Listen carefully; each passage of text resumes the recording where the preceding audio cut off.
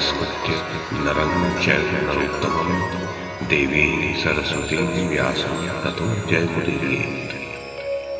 ओम नमो भगवते वासुदेवाय, ओम नमः पितामहाय, ओम नमः प्रजापतिभ्यः, ओम नमः कृष्णद्वैपायनाय, ओम नमः सर्वविघ्नविनायकेभ्यः।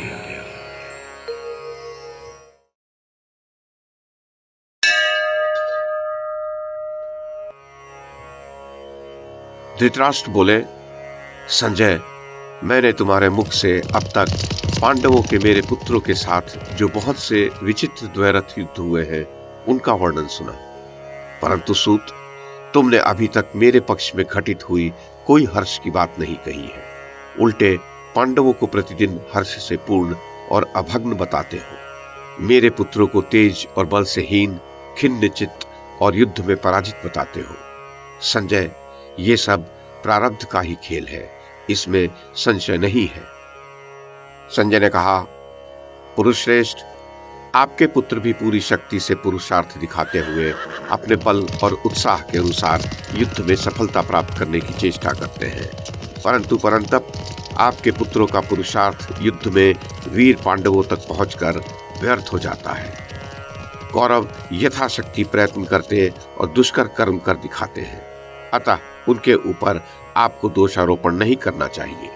पुत्र सहित आपके अपराध से ही ये भूमंडल का घोर एवं महान संहार हो रहा है, जो यमलोक की वृद्धि करने वाला है।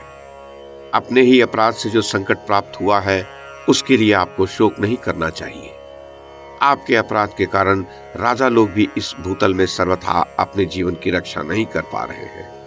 वसुधा के नरेश युद्ध में पुण्यात्माओं के लोगों की इच्छा करते हुए शत्रु की सेना में घुसकर युद्ध करते हैं और सदा स्वर्ग को ही परम लक्ष्य मानते हैं। महाराज, उस दिन पूर्वान काल में बड़ा भारी जनसंहार हुआ। आप एक चित्त होकर देवासुर संग्राम के समान उस भयंकर युद्ध का वृत्तांत सुनिए। एक ओर अवंती नरेश विंद और अनुविंद इरावान को आते देखकर उनके सामने चले गए। बस उनका बड़ा रोमांचकारी युद्ध छिड़ गया। इरावान ने क्रोध में भरकर उन दोनों भाइयों को अपने तीखे बाणों से बींध दिया। प्रतिकार में उन्होंने भी इरावान को अपने बाणों से बींध दिया। तब इरावान ने 4 बाणों से अनुविंद के चारों अश्वों को धराशायी कर दिया तथा 2 तीक्ष्ण बाणों से उसके धनुष और ध्वजा को काट गिराया।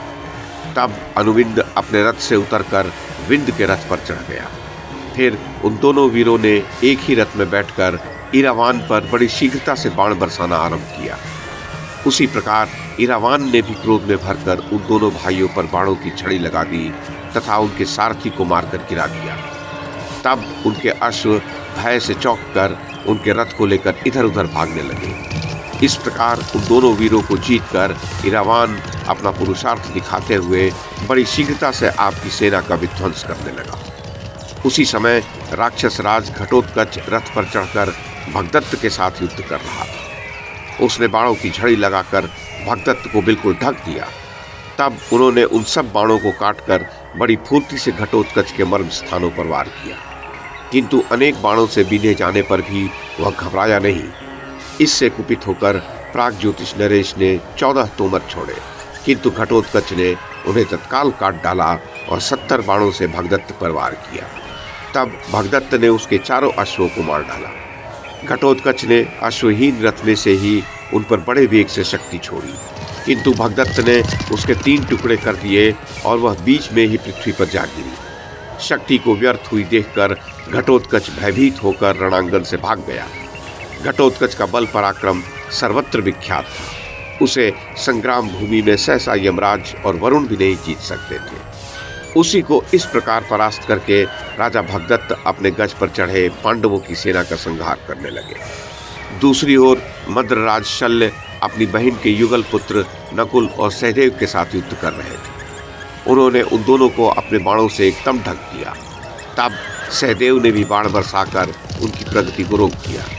सहदेव के बाणों से आच्छादित होने पर शल्य उसके पराक्रम से बड़े प्रसन्न हुए तथा अपनी माता के संबंध से उन दोनों भाइयों को भी अपने मामा का कौशल देखकर बड़ी प्रसन्नता हुई। इतने में ही महारथी शल्य ने 4 बाण छोड़कर नकुल के चारों अश्वों को यमराज के घर भेज दिया। नकुल तुरंत ही रथ से कूदकर अपने भाई के रथ पर चढ़ गया। इस प्रकार उन दोनों भाइयों ने एक ही रथ में बैठकर बड़ी शीघ्रता से बाण बरसाकर मद्रराज को ढक दिया। उसी समय सहदेव ने कुपित होकर मद्रराज पर एक बाण छोड़ा। वह उनके शरीर को छेद कर पृथ्वी पर जा गिरा। उसकी चोट से मद्रराज व्याकुल होकर रथ के पिछले भाग में बैठ गए और उसकी वेदना से अचेत हो गए। उन्हें संज्ञा शून्य देखकर सारथी रथ को रण क्षेत्र से बाहर ले गया। ये देखकर आपकी सेना के सब वीर उदास हो गए तथा महारथी नकुल और सहदेव अपने मामा को परास्त करके हर्षध्वनि और शंखनाद करने लगे।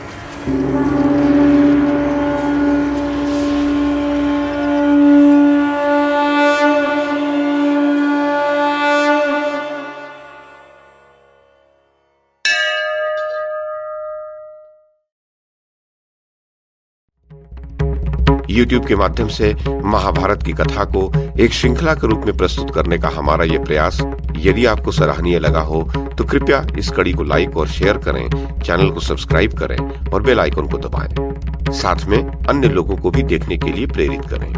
धन्यवाद और नमस्कार।